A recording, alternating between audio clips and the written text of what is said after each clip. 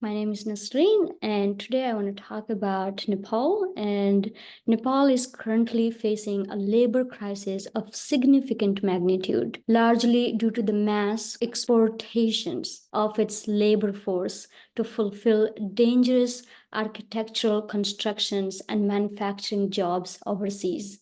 This crisis highlights the intricate ties between labor migration and the global demand for cheap, untraceable labor in sectors foundational to the modern living, such as architectures and interior designs. All this fancy building that you see, and all the architectures and the beautiful couches and all of that, all of those contain slavery if you look at deeper. Every day, approximately 2,500 Nepalese leave their homeland for high risk job abroad, particularly in the Middle East.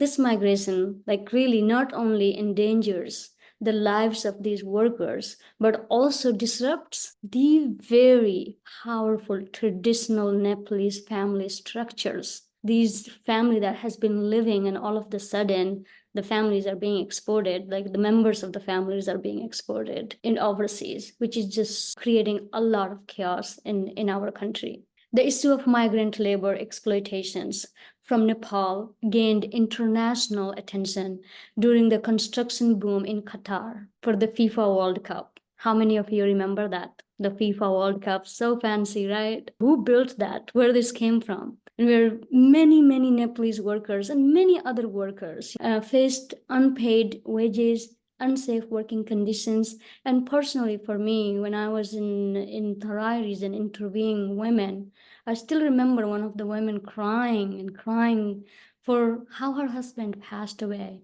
and his body never returned back to her, and they were never got paid. We see that issues all around. If you research it, it's all out there. So many workers who return to Nepal and the families to those who died on these jobs find themselves completely unable to access due compensation and be paid.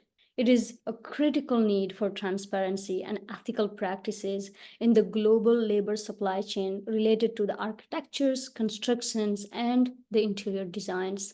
So please be mindful when you are building your homes, your companies, or your organizations' buildings and interiors, to make sure where those materials comes from and who makes them. Your voices matter to build a world that is more open and more connected, built on the transparency and not someone else suffering.